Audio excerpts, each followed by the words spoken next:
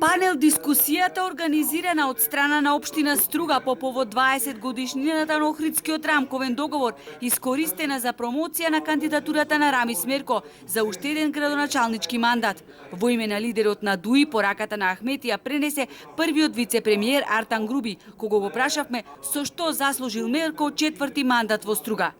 Затоа што сме убедени дека со господинот Мерко ќе победиме и ќе продолжи успешното менаџирање со Струга, затоа што тоа го барат и граѓаните. Со што го заслужи уште еден градоначалнички мандат, Мерко, по сите афери кои што го следат изминатиот период?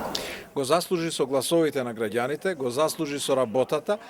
Мерко во трите мандати заработил 14 кривични пријави, но само еден предмет е процесуиран во Струшкиот основен суд, за кој е поднесен и обвинителен предлог, но за Груби тука нема ништо спорно.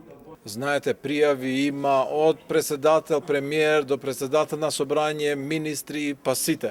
Тоа не значи дека личноста против кого има пријава, дека е крив, виновен, туку напротив, ние сме јавни личности и сме на тапет на критика.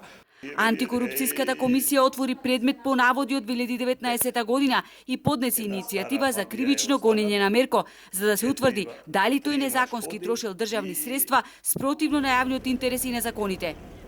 За подсетување, во 2018 година, со пари од општината за сума од 66.000 евра, Мерко купи автомобил Ауди А6 и 4 Шкоди со вкупна вредност од 114.000 евра. Од општинскиот буџет во 2020 година потроши 27.500 евра, сред пандемија, неделно трошејќи над 2.000 евра на гозби и гоштевања.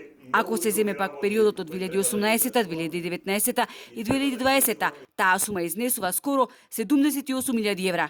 Но богатите софри и луксузниот живот не му преседнуваат, па така само во период од јануари до јули годинава на 3 угостителски објекти им исплати 604.562 денари или 9.830 евра. За илустрација, само во еден ден, на 26 мај, во ист угостителски објект потрошил 141.555 денари или 2.300 евра, а истиот ден се подновил обновувајќи гардеробата за сума од 482 евра. Сакавме да го прашаме Мерко со што ќе пара од стружени уште еден мандат и дали со промовирањето на неговата кандидатура пред присутните ја прошета и новата гардероба, но тој вешто ја избегна нашата камера и замина на коктел. На панел дискусијата имаше 60 луѓе, но во затворената и не така голема сала никој не носеше маска.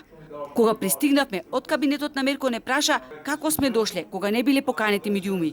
Што зборуваат дискутантите на панел дискусијата не знаеме, оти немаше превод на македонски јазик.